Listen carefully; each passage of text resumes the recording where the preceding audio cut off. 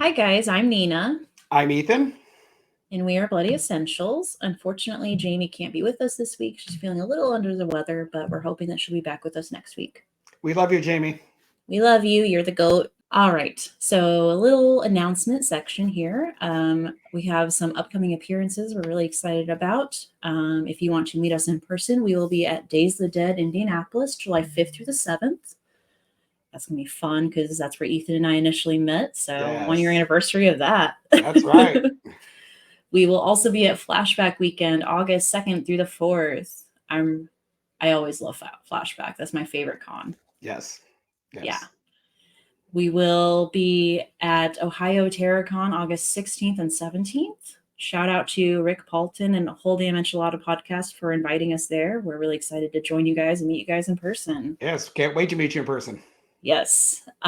We also want to give a shout out to all of our people that have been constantly supporting us pretty much since the beginning of our show on our social medias and just sharing the word, whether it's, sharing to story or just sharing a post that we've made.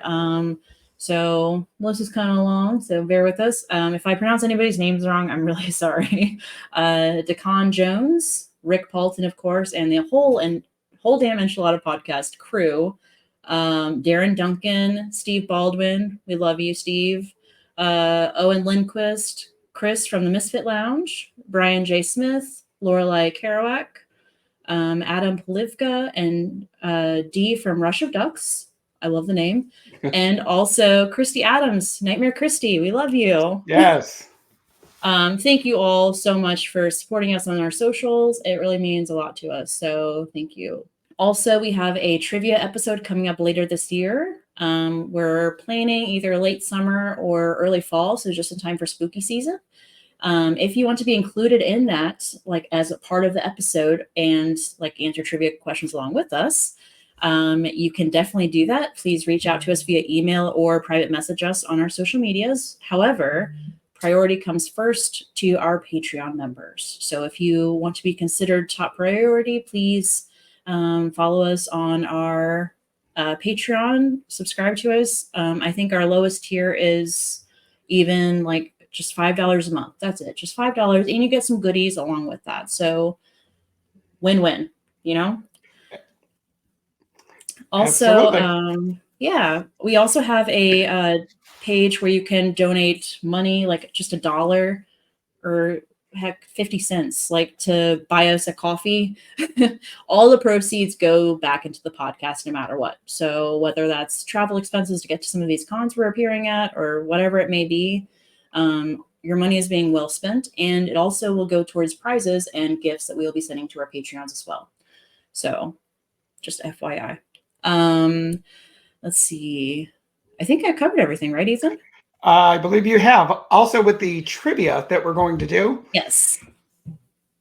it's not just trivia. You actually, if you win, we You send get a you prize. we send you a prize. There's going to be Yep. a first and a second place prize. Yep. So, And it's going to be lots of fun. So we'll have, we're hoping to have different DVD stickers,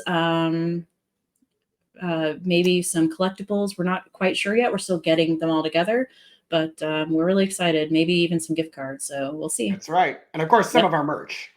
Absolutely. Yeah. And you want to rep the podcast. So That's right. we're really excited about that. That's going to be fun. It's new to us, so we're hoping to do it more often than just potentially once a year. So it'll be fun.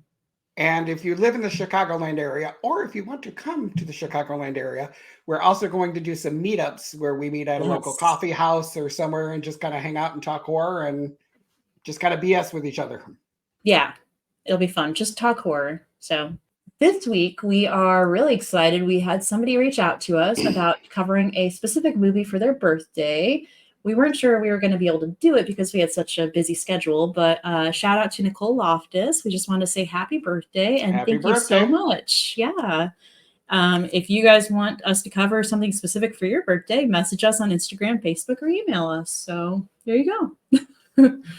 So we are covering Urban Legend for Nicole from 1998. And I am so excited because I had never seen this movie before. Love this movie. This was fun. This was a lot of fun. If you are a fan of Scream, this is a movie for you. Definitely. Yeah. I had so much fun with this one, Ethan. And this has such a great 90s cast. Oh my God. I could, like, right away, you're hit with so many people. Like, freaking Chucky. Come on. Yep. Sheriff. It took me a Yep. second to recognize him in the rain, but I was like, that's Chucky. That's right. Yep. Brad And Dourif, Robert Englund. Yeah. Jared Leto, Joshua Mhm. Jackson.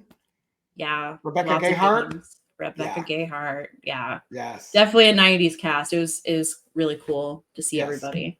All right, let's just hop on into it with plot points, shall we? Absolutely. All right. So first off, I want to say I love the opening credits so much because that's kind of where the movie ends too, is on this river that we see. But the music is really, God, it reminds me of those old 80s movies, old 80s horror with the really beautiful score that it had, you know? And I don't know a lot about music and movies, but it was really fun. Yeah. We see Michelle, she's driving down the road, and right away, this movie is so funny because she's singing Total Eclipse of the Heart, and nobody can sing that song, right? That's how I sound singing this song. And I love how she passes this really, really nice looking gas station, you know, your typical gas station, and then gets the notification that she's low on fuel. Good. That always happens. Good timing, right? Right? And she pulls into this seedy looking gas station, and it's pouring down rain. She's honking her horn for the attendant to show up to pump her gas, because it's one of those back in the day, you know, the attendants would pump your gas for you. Do Ethan, they still have those anymore? I was going to ask you, like, is that still a thing? I didn't even think it was a thing in the 90s. I think in the South it's still a thing. Yeah. Yeah. In the South, but they're not in the South. Up here, no. No. They were supposed to be, I believe, in Maine. Yes. Yeah. Yeah. So I have no clue what that was about, but whatever. You know, it's a small gas station. I get it. And we see Brad Dourif. He's the attendant. And, you know, he starts pumping her gas. And I have to admit something, because I'm a millennial. When he ran back inside with her card, I was like, what the fuck is he doing? I was like, no self-pay at the pump. Right. I hate to admit how long it took me to realize this. Oh, you're so young. Well, when I started driving, it was everywhere, you know? You either had to pay beforehand when you went in, like, you know, nobody today would ever give their card to somebody and just be like, all right, go on. Right? So, all of us old people knew exactly what was happening. All the old people right now are like yelling at me through their car, like, you're so stupid. Yeah. Anyways, he comes back out and he tells her that the credit card company wants to speak to her. Like, there's an issue with her paying for the gas. Would you have gone in? Would I have gone in? Yeah. Oh, yeah. Yeah. It's a credit card company. You need gas. You don't really have much of a choice. Yeah, I would have went in. Yeah. I mean, of course, I'm a guy, and, well. Yeah. Yeah. I wish Jamie was here, but I'm sure she would have said that you don't. I mean, in this case, you really don't have much of a choice. You have to go in. Right. So, that being said, they go in. When she comes inside, there's no one on the phone. It's just, you know, the dead. You know, what is it when they call? And he locks the door behind her. He locks the door behind her, and she's like, all right, survivor mode now, you know? Right. Sprays him with the pepper spray. Smart girl, uses the phone to break the window. I was very impressed with Michelle. Yeah. Very impressed. And she just runs to her car, starts the car, drives off. She escapes. And Brad Dourif's like, there's someone in the backseat. He was trying to save her. Yes, I love the stutter. I know, especially since he was Billy in that movie with Jack Nicholson. I cannot remember. One Flew Over the Cuckoo's Nest. One Flew Over the Cuckoo's Nest. Yep. Yes. That was his first movie, so that was fun. Yep. All right. So there is indeed somebody in the backseat of the freaking car. They have an axe and they decapitate her. Which, do you ever look in your backseat before you get in it? When I first started driving, I did. Yeah. But after the first year, no. No. No. Okay. That's just something a new driver does, you know? Gotcha. But after the first year, you don't do it. Okay. Do you? No. Yeah. No. No. Why would you? No, I just get in. I'm like, whatever. If I'm gonna die, I'm gonna die. Exactly. Yeah.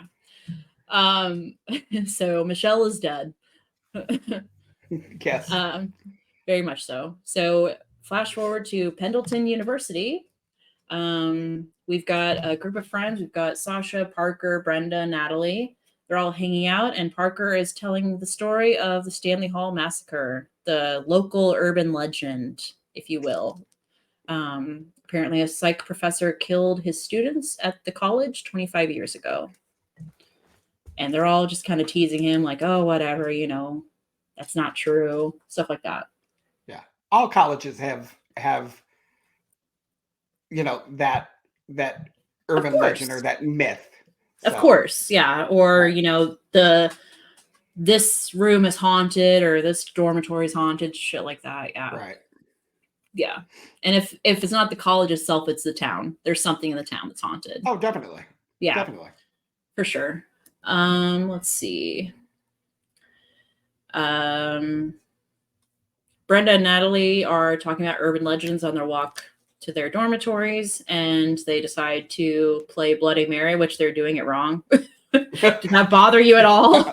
Yes, it did. I'm like, there's not a mirror. There's no mirror. You're not in the bathroom, and you don't summon the dead that way. You summon Bloody Mary, and she tries to kill you. Hello. Exactly. They should learn their damn urban legends. I was gonna say, if you're gonna do a movie about urban legends, get it fucking right. Exactly. Oh my god. But anyways, nothing happens other than Damon, their friend, showing up as, you know, an added jump scare. And yeah, so Natalie goes into her dorm room and we see her roommate, Tosh, Danielle Harris. Yeah. Which, let me just stop just for a second. Danielle Harris is gorgeous anyway. Yeah. But my God, with her being goth, good Lord. Yeah. All right. Ethan, you're married. Knock it off. But yeah, she is some kind of fine in that movie. She's some kind of fine anyways. Like, yeah, I cannot get over how gorgeous she still looks. Yes. Yes. It's not right. No, she's absolutely gorgeous. And have you seen her tattoo? I have not. Oh, look it up. She's got a tattoo on her side going down like her ass. It's gorgeous. Gorgeous. That's not the first. But I digress. But okay. So Danielle Harris plays Tosh, and Tosh is getting down and dirty while her roommate's in the room. She's just like, don't look, don't look. I'm like, what the fuck? Seriously? And she just puts her headphones on. And I've not been to college, but wasn't that room like really big for a college room? Yeah. I'm like, yeah. Every college dorm, every college room you see in a movie is too big.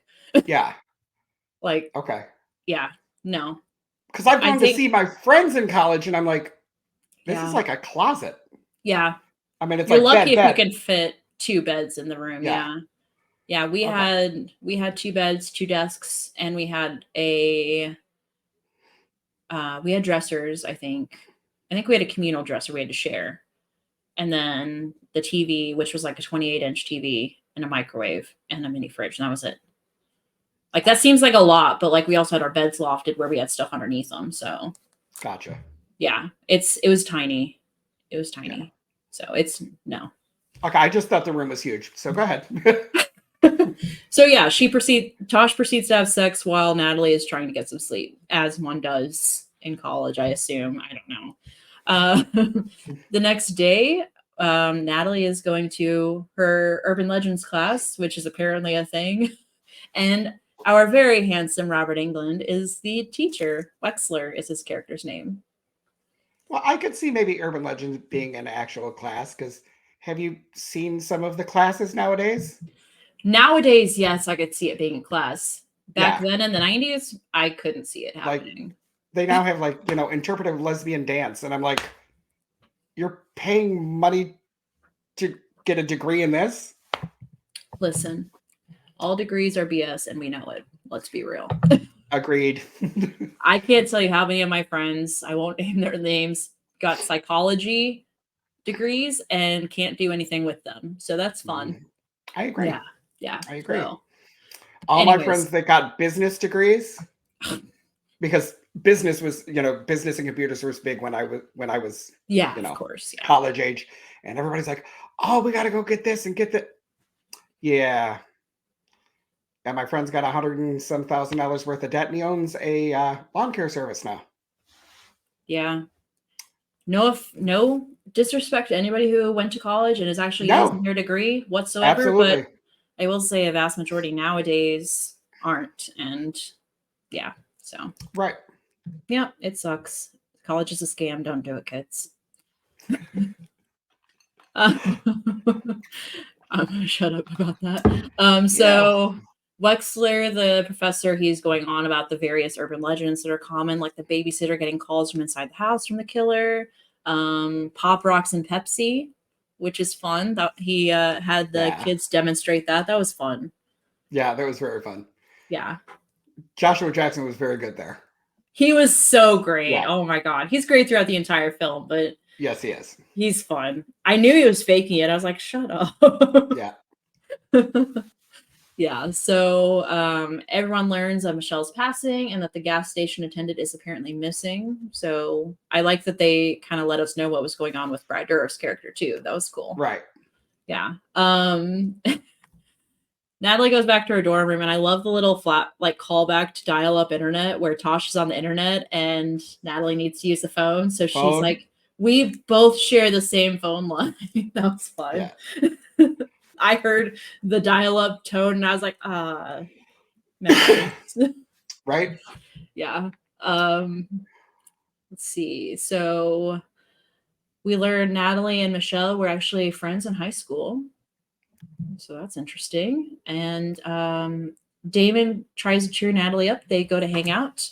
Damon tries to hit on her, though, because nice guys are not a thing. Hey, yes, you're the only nice guy. At college, they're not nice. They only have one thing in their mind. Gotcha. Well, college or not, guys usually only have one thing on their mind. Yeah, you're right. Mr. Danielle Harris tattoo. I can't help it. That woman is fine. She is. Yeah, so Damon hits on her. Natalie's like, I'm not interested. And Damon's like, whatever. And he goes to pee while she waits in the car. And then Damon gets the shit beat out of him. Yep. By apparently our killer. And he goes after Natalie and she tries to drive off. The car is stalling or whatever. And the killer, I love this, by the way. He ties a rope to the hitch of the car and somehow gets Damon on top of the car. Damon's still alive with the rope wrapped around his neck. And it's propped over the tree somehow. I have no clue how the killer did this fast, but for the sake of the movie, whatever, Right. And he's just like, please don't drive. Please don't go. Please don't go. Because he's dangling there. If she moves, he's going to die, Yep. And she moves forward and Damon dies. And then she tries to back up because she realizes what's happening. And Damon smashes into the car. That was great setup, by the way. This was one of my favorite kills. Yeah, it was fantastic. And then she runs off to get help from the security officer, Reese, I believe is her name.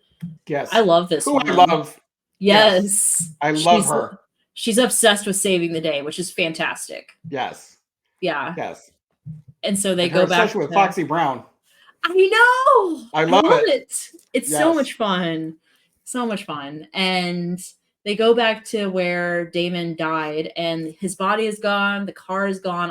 Everything is gone. It looks immaculate, like nothing happened. And Reese is except for a beer can. Except for a beer can. So she's like, you're drunk. You imagined it. You're lying to me. This is a prank, basically. Right. Which is understandable. She literally works at a college. So right. She's probably used to that crap. Yep. Natalie is talking to her friends and she's convinced that the killer is making up urban legends and using the urban legends to turn them into a reality, basically. And of course, none of her friends believe her because it's a scary movie. Why would they? Even if it wasn't a scary movie, I mean, you're sitting around with a group of your friends, even if and you're going to come to me with this, I'm probably not going to believe you. Well, it's a little early, you know. I mean, our friend group, I would probably believe because, you know. Why would you lie? I'm like, why would you lie? And you watch enough movies to, this is the start of a movie, Right. but, you know. You're in a horror movie. Right? We are in horror movies, guys. Yeah. So they don't believe her. Natalie starts doing some research on urban legends. She finds an encyclopedia at the library. And curiously, Damon checked it out just before her. So that's interesting. Yeah. Kind of makes you wonder what Damon knew, you know? Or maybe he was in on it. Ooh. Or maybe it wasn't Damon at all. Maybe it was the actual killer, just put Damon's name. Yeah. Because it depended on what librarian was working, I remember, but sometimes the librarian will let you fill the paper out instead of them. So Tosh, we see Tosh. She's using instant messenger to hook up with hot goth guys. I believe that was her term. Yeah.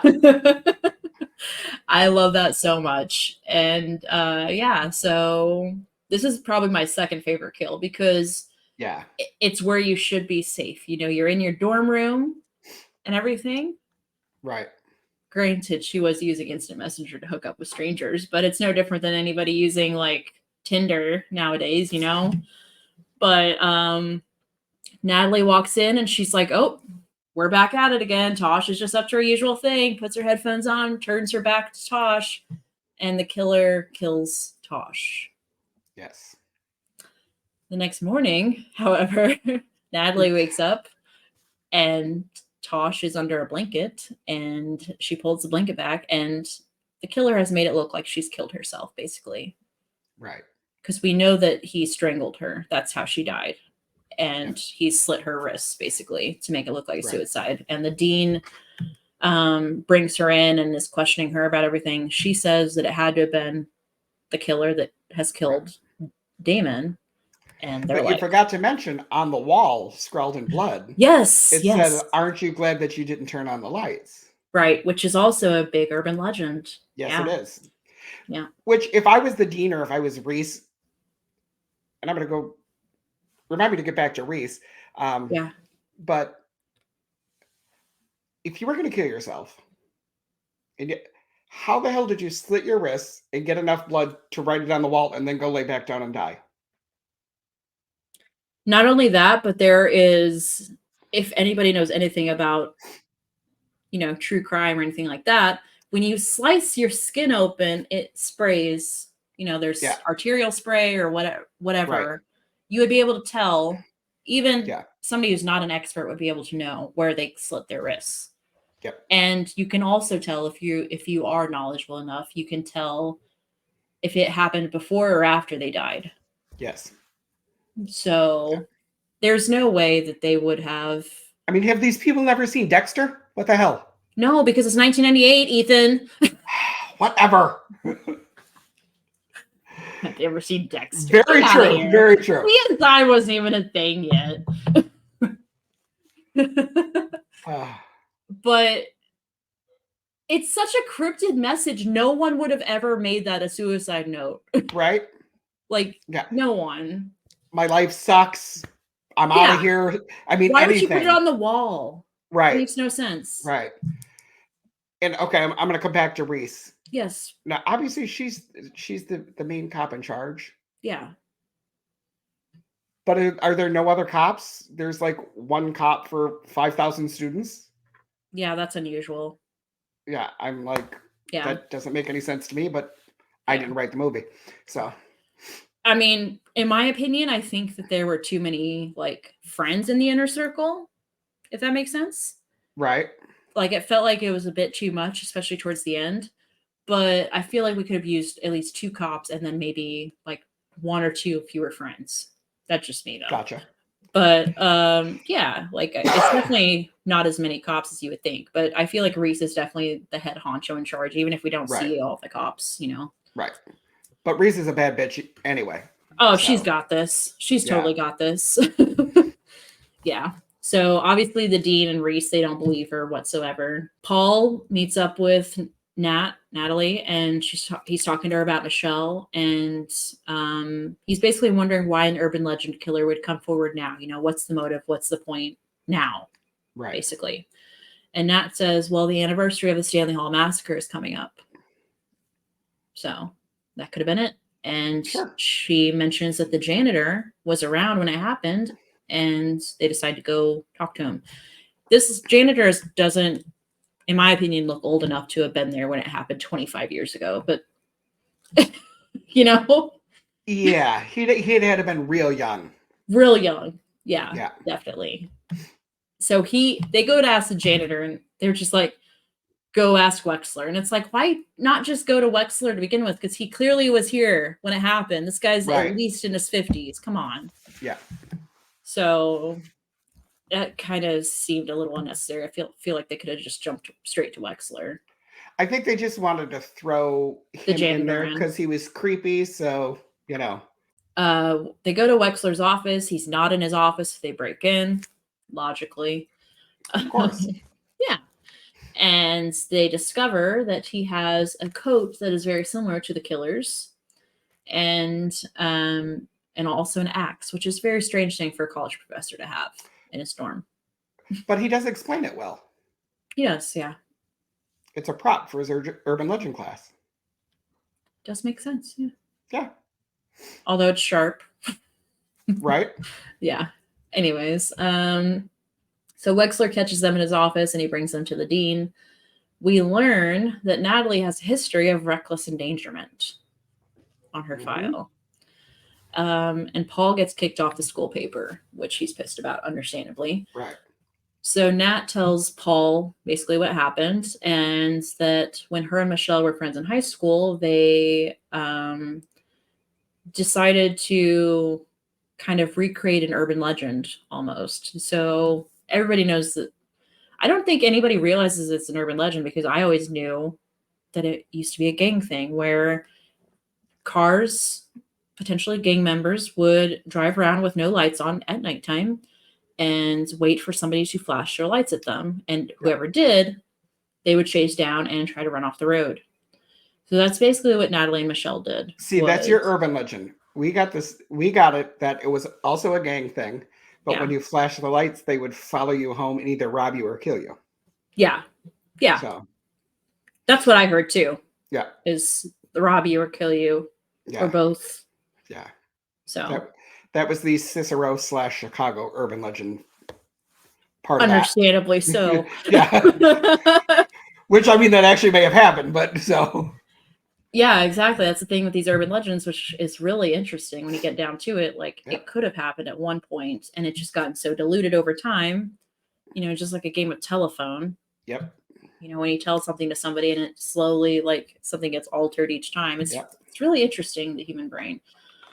But yeah, so Natalie and Michelle basically did that while they were in high school, and they were going faster and faster chasing this car that had flashed their lights at them, and basically ran him off the road, and he died. Yeah. Which is insane.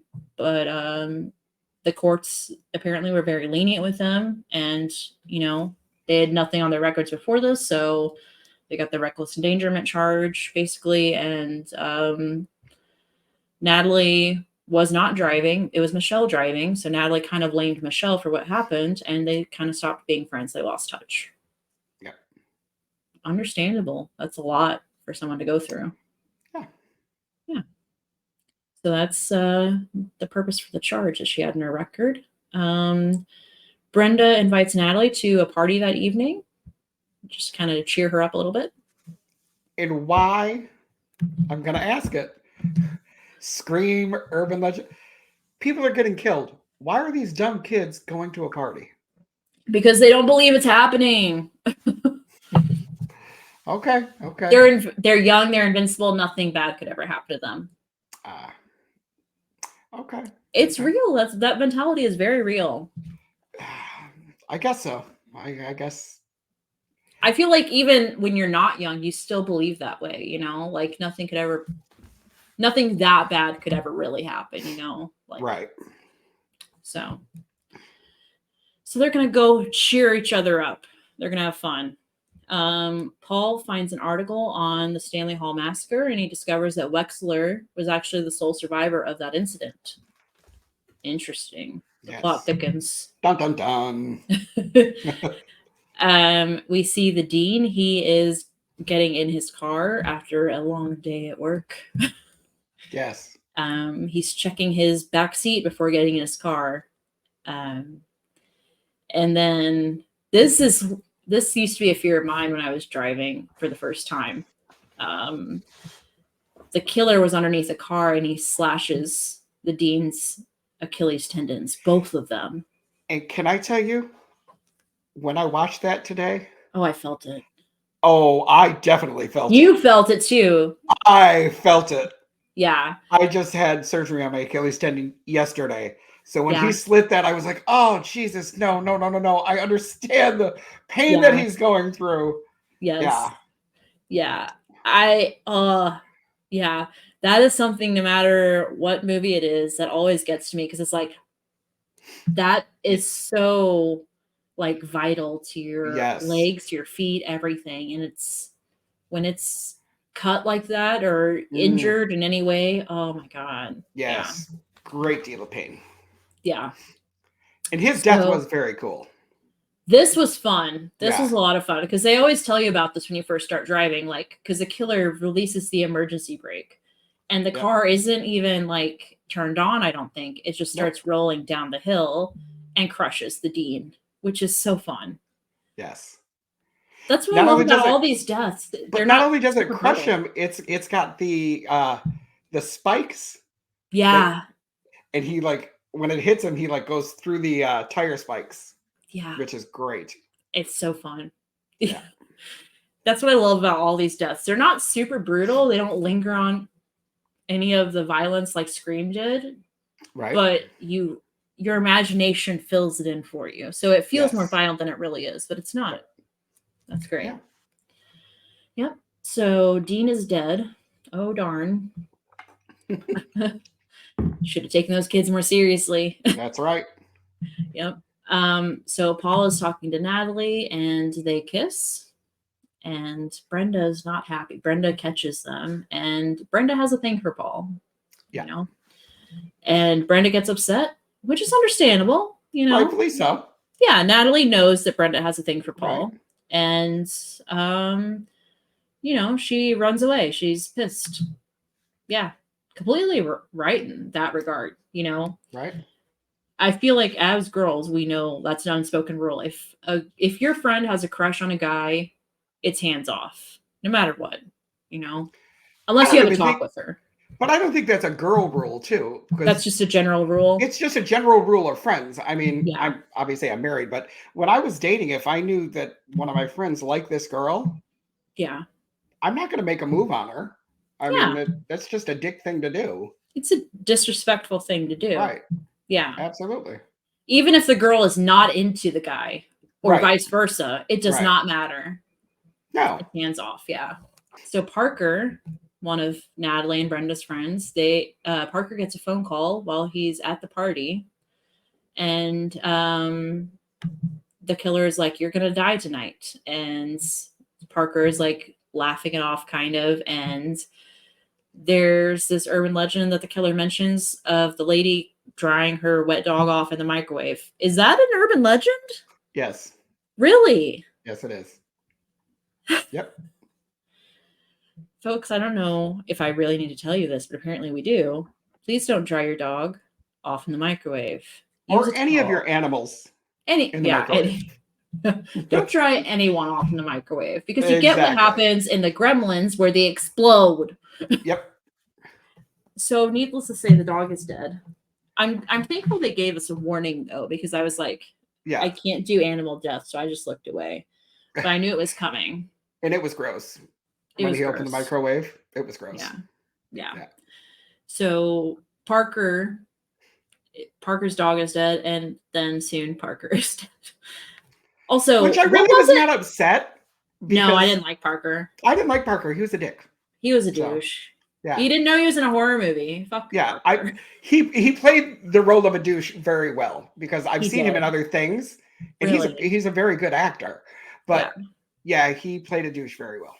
I've seen him in other things, but I didn't really recognize him in this because he was so young. So Right. yeah. Was it mouthwash that was poured down his throat? No, that was Drano. Drink. Okay, I missed that. Pop rocks and Drano. Yep. Which, being a plumber, killing somebody with Drano, I was like, rock on, that's cool. That alone, yeah, would have done it, but the pop rocks just accelerated it. Yeah. Yeah. Whew. That was fun. That was a fun little callback to the urban legend. Yeah. Yeah. So Parker's down for the count. This character coming up, Sasha, the radio DJ. Oh yeah. This was fun because it was the cliche kill. And I'll get into that. But the killer starts attacking her while she's on air. And Ethan, I was dying laughing because she starts running away. And as she's running, articles of clothing just slowly are coming off. Slipping off of her. Yep. Like, this felt like a scary movie because of how stupid it was. Like, stupid in a fun way, though. You know, it wasn't like annoying. It was just fun. Yeah. But yeah, her cardigan starts falling off and her boobs are out and she's trying to run in these stupid high-heeled boots. And I've tried to just walk in those and they suck. So I cannot imagine trying to run. And like, let me tell you guys, if you think she's too slow, it's for a reason because you can't walk in those things. Anybody that says they can is lying. Those shoes suck. All right. So Natalie watches like from a distance and she sees Sash getting killed and she just runs away. And the killer sees her before she runs and kind of waves at her, which is fun. In this little fun, like Art the Clown kind of wave. Exactly. Yeah. And I like when they did kill her. Yeah. It was off screen, but you totally seen it happen. If you know what I mean? It was all off screen, but you seen, at least I did. When the axe went down, I was like, oh yeah, he just hit her right in the chest with that. Oh. Yep. I seen it. It wasn't on screen, but I could visualize what was happening. Yeah. So. And let's talk about the violence in this movie for a little bit because in a way, it's only PG-13, but it is a very violent movie. These people die in very creative and scary ways, but a lot of times it's off screen or you don't see all the blood and the gore that would normally be there. And but you still feel it, like you said, like you know, it's very clever how it's shot while it pulls back a little bit from movies around this time. It came out in 98, so Scream had already come out. You know, it lets the imagination do the work. Yeah. Which is very similar to a lot of slashers from the 80s. And I really admired that, where it takes a lot of restraint to pull back, you know? Absolutely. All right. So Natalie runs away and Paul mysteriously shows up in the same direction where the killer was. You know, setting it up. Exactly. That always happens. Always. Yeah. You always think it's the boyfriend or the, you know, the love interest. The love interest. Yes. And so Natalie starts to suspect it might be Paul who's the killer. Reasonably so. He claims the phones are dead. She double checks to make sure. And they're talking. Yeah. Now when they go into the room, okay? Yes. He's fidgeting with the door to open it. You know, he's all nervous. And they just walk in and he goes over to the phone. I'm sorry, if a bunch of people are getting killed and I really think there's a killer out there, I'm not going to leave the door open. Why didn't they shut it and lock it? Yeah. I mean, okay. I'm like, no, please come in, Mr. Killer Man. That's like going outside and being like, when you hear a strange noise and being like, who's there? Hello? Right? What was that? Is there somewhere out here? Yeah, it's so stupid. But yeah, common sense has left the building in a horror movie. It doesn't exist. Right. Right. Well, I will say, I did hear a noise outside and I did go outside and was like, is somebody out here? So, I mean, I guess. You're a white boy. That's fine. Yeah, it's true. But I had my 9mm in my hand, so there was a little difference. So I That's just didn't go. I just didn't go outside being like, "Hi." you didn't go outside and be like, "Who's there? Is Yeah, someone there? no. Steve, is that you?" I'm more afraid of a coyote being on my porch I know. out where I live than a person. So They're even in the city. They've been spotted on Lakeshore Drive. So yeah, it's yeah, crazy.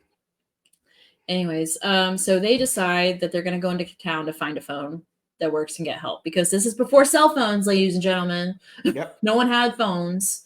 So the phones on campus aren't working. They're going to go into town and find a phone, which is weird. It's like, why not just go find Reese? She's on right, campus. I don't, anyways. As they're headed to Paul's car, they bump into Brenda. Convenient.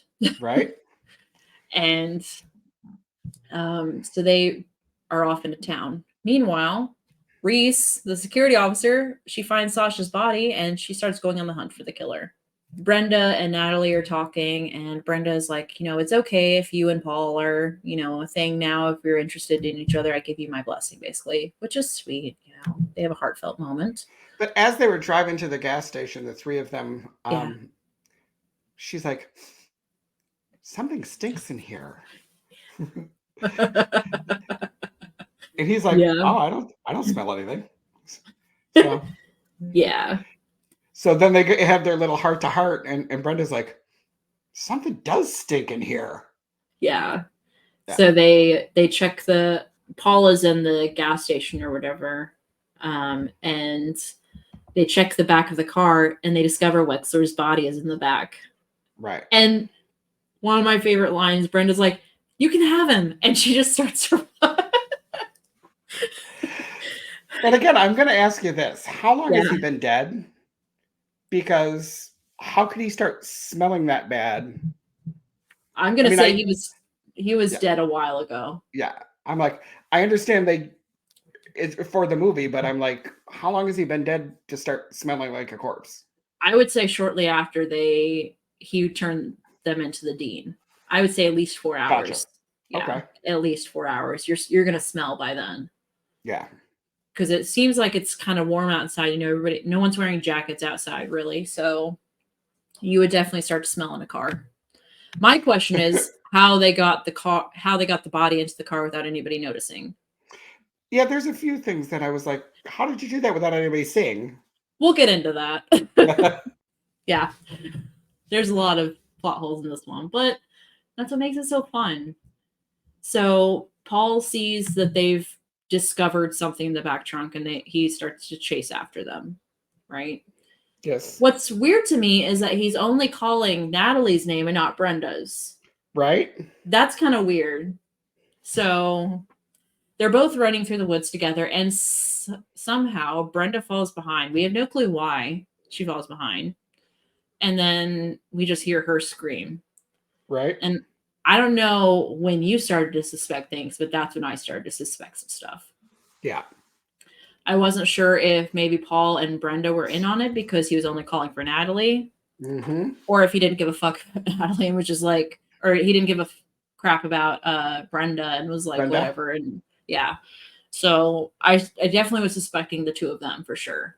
Yeah. But Natalie is running off. She gets to the road and she flags down a car, which happens to be the janitor.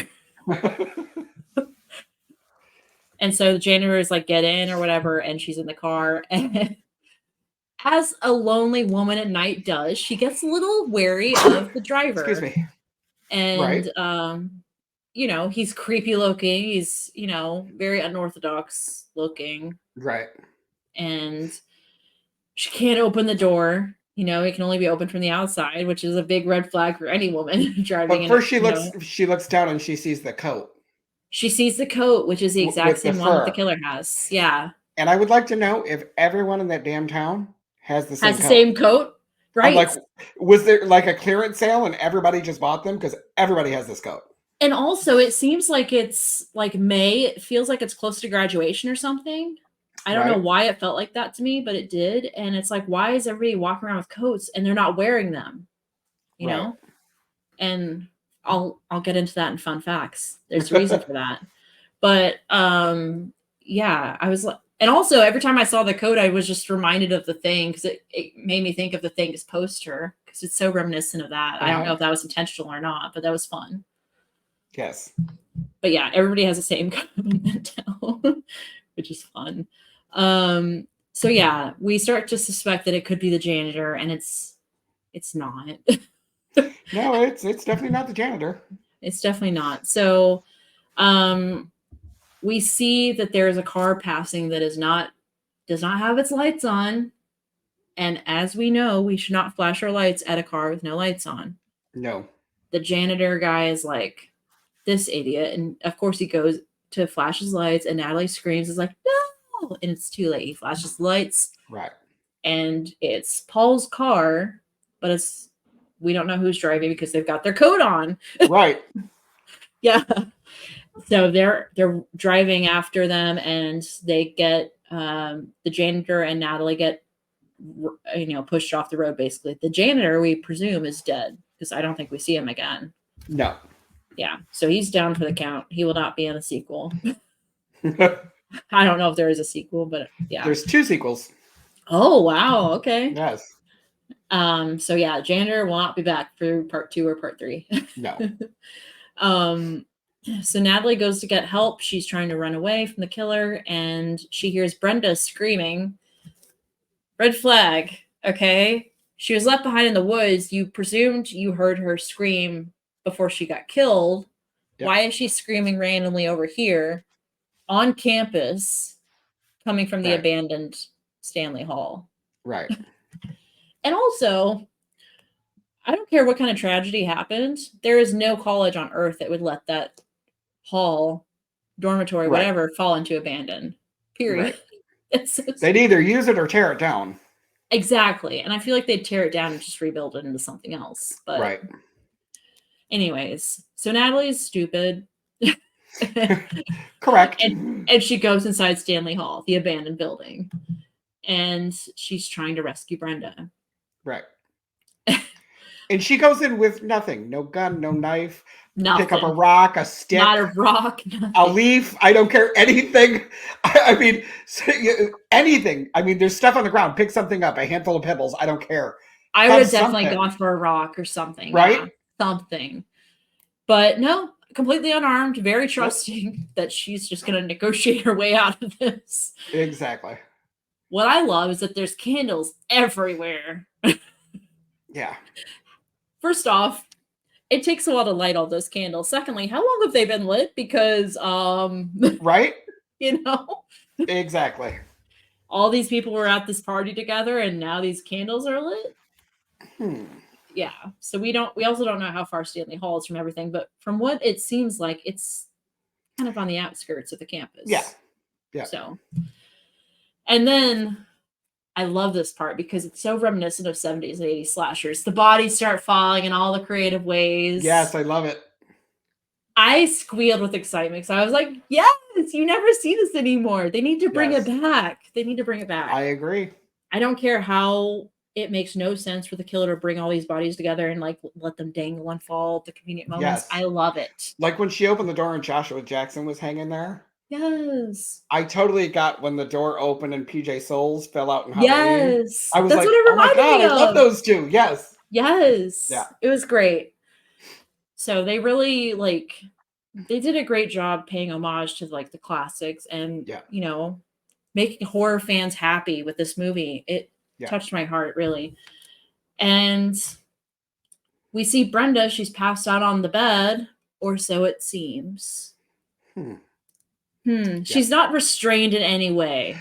That was my next thing. She's not tied up. There's no handcuffs. There's nothing over her mouth. She's just laying there like this.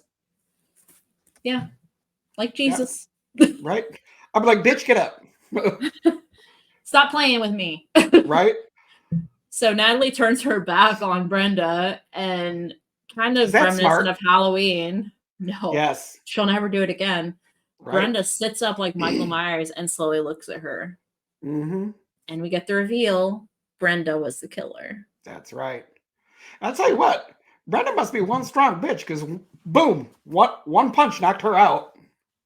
I was gonna say, not only that, but I was reading online that apparently a lot of people's complaints about this movie was that Brenda was the killer, and she's so tiny. This, the actress, I think it's Rebecca, right? Yeah. Yeah, she's a very small woman, and they're like, how could she have, hung Damon and got him on the car so fast and all this stuff? And it's like, who cares? Relax, it's a movie. It's a movie. Yeah. And also, like, there's so many things in horror movies that aren't explained. Why does it matter? It was fun. She was a fun villain. She really was. Yep. And I gotta say, Brenda reminds me of a Scream killer. Yeah. Because she had this reasonable motive. We find out that her boyfriend was the one that Natalie and Michelle ran off the road, and he died that night. And they were engaged to be married and all this stuff. So that totally makes sense why she would use urban legends to kill these people. Yep. There was a reason. There was a reason. And this was only 2 years after Scream. So they were very much inspired by Scream. I read that too. So it was a lot of fun. Yeah. Yeah. I will say, if you guys like Scream, you're going to love this movie. If you haven't seen it yet. Oh my God. So Brenda starts revealing her evil plans. She, tells Natalie about her boyfriend, and he was the love of her life. And I'm like, at 17? Well, kids will be kids. Yeah. They were going to be married. Yeah. And they were set to get married on graduation night, but he died, and her life is over now. Mm-hmm. Yeah. So she tells Natalie that she's going to perform the kidney heist urban legend on her, where, you wake up and your kidney is missing and you're in an ice bath, basically. And they sell it on the black market. They sell it on the black market. And she's like, yeah, I can do that. And she's like, I don't really know where the kidney is. So I'm just going to pull out an organ. I'm just going to pull out an organ, whichever one I get to first. I thought that was great. I will say she's probably not going to get to the kidney first because it's further over on the right. Yeah. So she's probably going to go for the middle and get like intestines or something, or the liver. But yeah. So she restrains Natalie and all this, and she's prepared to perform this task. And then Reese comes in, and she kind of saves the day a little bit. Yep. So security officer Reese to the rescue. She frees Natalie, and it looks like we're all in the clear, but Brenda attacks Reese and points Reese's gun at Nat. She like slices Reese open almost, like from like chest down. And can I please say this to every cop or security guard or something that comes to the killer? Stop, put your hands up, turn around. Now listen, I know the cops are supposed to do that because they need to arrest you. But if I walk in a room and there's 8 dead people here, call for backup. And this person here, they have a knife and they're cutting them open, I'm gonna shoot that sumbitch. Yeah. I mean, that's just how it is. I would be like, freeze, Right. You're not supposed to give all those directions simultaneously like she did, obviously. Yeah. But like, if they don't freeze, I'm also not turning my back to them. No. Or letting them stand next to me. Right. I'm going to tell you to stop, and if you don't, I'm going to shoot you. Exactly. I may not shoot you to kill, but I'm going to shoot you in something vital. Oh, no, I'm going to shoot you to kill you. Well, I know you will, but yeah. As somebody whose job is security officer, you're not going to shoot to kill. Right. Normally. Anyways. So Brenda has Reese's gun. She's pointing it at Natalie. And Paul walks in. And again, I'm still suspecting Paul. I'm like, right?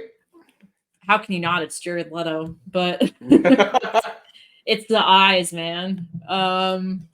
Yeah, Paul walks in and he's trying to trick Brenda into letting him have the gun. She's not falling for it. No. She's like, at first I thought she was. I did too. At first I was like, oh, okay. Well, at first I was like, is he really part of this? I know.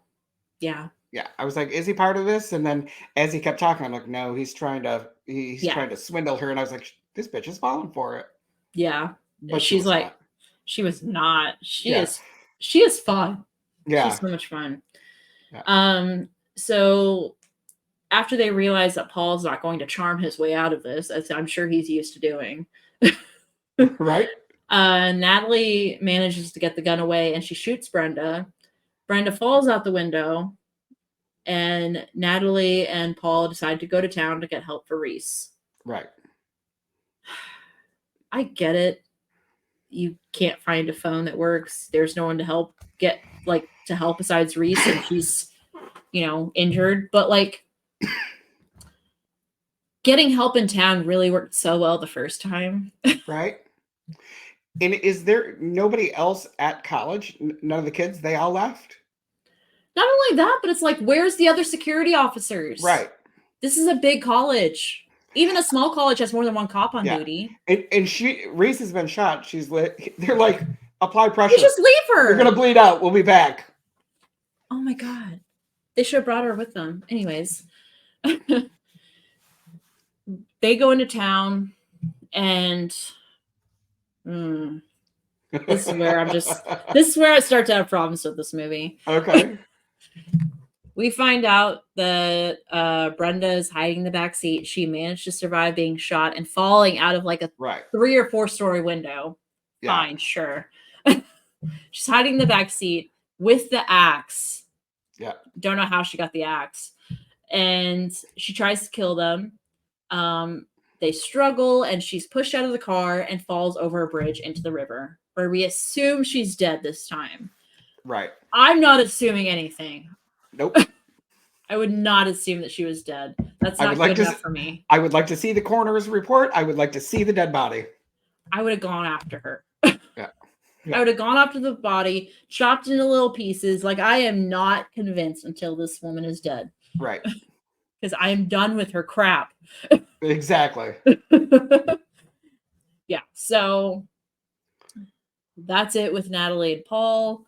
We see this new group of 35-year-old college students. I thought I was the only one that thought that. I'm like, at least the old group looked like they could be in college. Like they were seniors in college, but they could have been in college.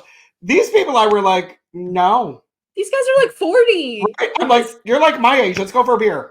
I know. There's no way this guy is in college. And they're basically telling the urban legend of Brenda trying to kill all these students. And we get the big reveal that Brenda is still alive and is amongst the college students. That's right.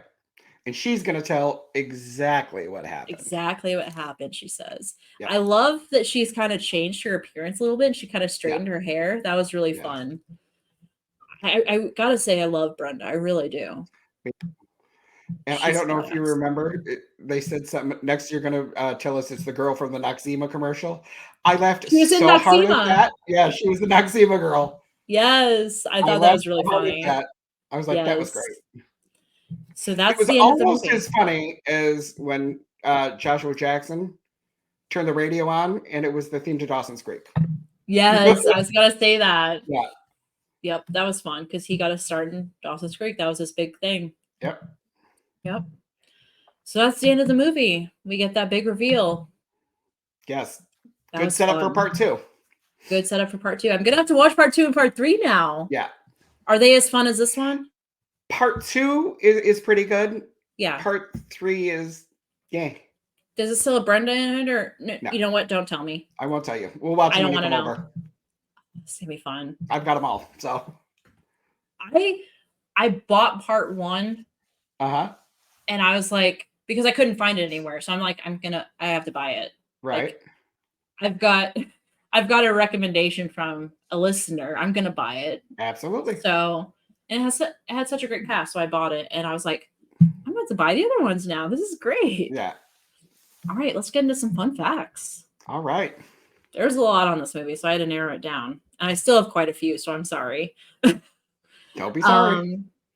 The film was shot over the course of 53 days, so just shy of 2 months. Okay. This is the feature-length directorial debut of Jamie Blanks.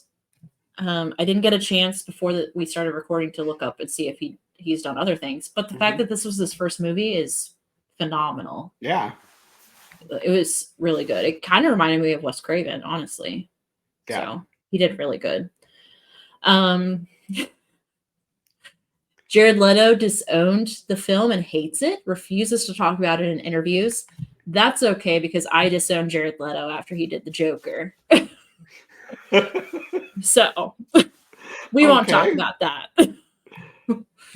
Yeah, I'm not a fan of Jared Leto anymore. Sorry, not sorry. Julian Richings, you guys might recognize him. He plays the janitor in this movie. He has a recurring role as Death on Supernatural, and he is one of my favorite characters in that show. So really? He's just a baby in this. You need to watch Supernatural while you're on your bed rest for your surgery because it is fun. All right.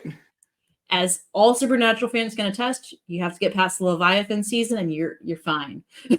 Okay. It's like season 9, but yeah, season 8 to season 9. Tara Reid, she performed her own stunts during her character's chase sequence, including the fall over the staircase landing. So that's fun. Let's see, the SUV. I thought this was really interesting because when I was watching the movie, I was like, how could anybody swing an axe in this car? Right? Because it feels like such a tight space. But the SUV driven in the beginning was originally supposed to be a Land Rover. It was changed for the Ford Expedition, the largest 4x4 available at the time, because the filmmakers discovered they couldn't swing an axe inside of a Land Rover. Okay. I really got a kick out of that. So apparently you can, in fact, swing an axe inside of, a Ford Expedition. In case you're curious. Right? Pendleton University's motto, in Latin, it's amicum optimum factum. It translates to the best friend did it. Really? Yes. Oh, that's Isn't cool. That fun? Joshua Jackson, who plays Damon, he used his salary from the movie to buy his mother a house. Oh. That's sweet. That is very nice. Yeah. Rebecca Gayheart got sick after eating the Pop Rocks all day for the classroom scene. Sarah Michelle Gellar accepted the role of Sasha, the radio DJ, but she had to back out due to schedule conflicts with Buffy the Vampire Slayer. Makes sense because it was only in like season 1, season 2 around that time, so it was still pretty good. Let's see. Danielle Harris was a smoker at the time, and she was really excited about doing this movie because she was allowed to smoke while working. What she quickly realized was that shooting scenes required her to smoke for hours all day while they shot. Yeah. So because of this movie, she actually quit smoking because she got so sick from the smoke. Oh my God. Well, which is phenomenal. At least something good came of it. Right? I thought that was really fun. So that's really cool. All right. The big thing, the killer's outfit, the coat. Yes. So it's based on the fact it was originally planned to be set in the middle of winter. Right? Makes sense now. When the weather was too warm for shooting, they decided to drop the winter aspect of the storyline because faking the snow for all the outdoor scenes, that would have been really expensive. It's obviously not a very expensive film. And so they decided to drop all that. Nobody's in winter outfits, but they decided to keep the killer's costume. So, okay. Well, I like it. Like I said, it reminds me of Scream. And my cat decided to be part of the episode. Hi, get out of here. Come on. That's all I got for fun facts. There were some great facts. There were, and a cameo. Yeah. Right? You had a cameo of your cat. My cat. Yep, one of many. All right. So let's get into rating this movie, shall we? Sure. Do you mind if I go first? I was going to say go right ahead. So this is a first-time watch for me. I've never seen this before. And I absolutely loved it. Like I said, it reminded me of Scream. The coat kind of reminded me of The Thing. There were all these horror tropes that they threw in, like at the end with the bodies falling. Like it reminded me of like the best of the 80s and the best of the 90s, and they just had a baby. Very Now, well put.